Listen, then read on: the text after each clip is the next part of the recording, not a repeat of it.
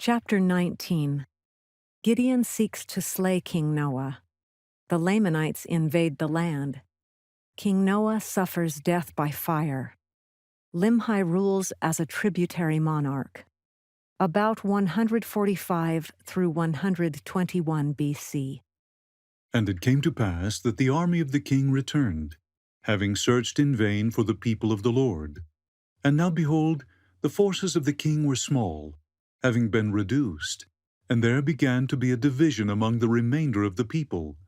And the lesser part began to breathe out threatenings against the king, and there began to be a great contention among them. And now there was a man among them whose name was Gideon, and he being a strong man, and an enemy to the king, therefore he drew his sword, and swore in his wrath that he would slay the king. And it came to pass that he fought with the king. And when the king saw that he was about to overpower him, he fled and ran, and got upon the tower, which was near the temple.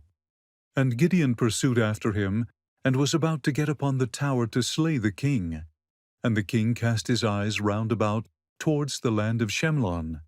And behold, the army of the Lamanites were within the borders of the land. And now the king cried out in the anguish of his soul, saying, Gideon, spare me, for the Lamanites are upon us, and they will destroy us, yea, they will destroy my people. And now the king was not so much concerned about his people as he was about his own life. Nevertheless, Gideon did spare his life. And the king commanded the people that they should flee before the Lamanites, and he himself did go before them, and they did flee into the wilderness, with their women and their children. And it came to pass that the Lamanites did pursue them, and did overtake them, and began to slay them. Now it came to pass that the king commanded them that all the men should leave their wives and their children, and flee before the Lamanites. Now there were many that would not leave them, but had rather stay and perish with them. And the rest left their wives and their children, and fled. And it came to pass that those who tarried with their wives and their children caused that their fair daughters should stand forth and plead with the Lamanites that they would not slay them. And it came to pass that the Lamanites had compassion on them, for they were charmed with the beauty of their women. Therefore the Lamanites did spare their lives, and took them captives, and carried them back to the land of Nephi, and granted unto them that they might possess the land, under the conditions that they would deliver up King Noah into the hands of the Lamanites, and deliver up their property, even 1/2 of all they possessed, 1/2 of their gold, and their silver, and all their precious things. And thus they should pay tribute to the king of the Lamanites from year to year. And now there was one of the sons of the king among those that were taken captive, whose name was Limhi. And now Limhi was desirous that his father should not be destroyed.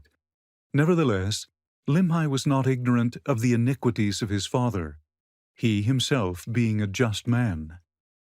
And it came to pass that Gideon sent men into the wilderness secretly to search for the king, and those that were with him.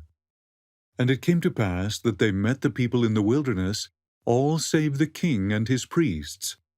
Now they had sworn in their hearts that they would return to the land of Nephi, and if their wives and their children were slain, and also those that had tarried with them, that they would seek revenge, and also perish with them. And the king commanded them that they should not return. And they were angry with the king, and caused that he should suffer even unto death by fire. And they were about to take the priests also, and put them to death, and they fled before them. And it came to pass that they were about to return to the land of Nephi, and they met the men of Gideon. And the men of Gideon told them of all that had happened to their wives and their children, and that the Lamanites had granted unto them that they might possess the land by paying a tribute to the Lamanites of 1/2 of all they possessed.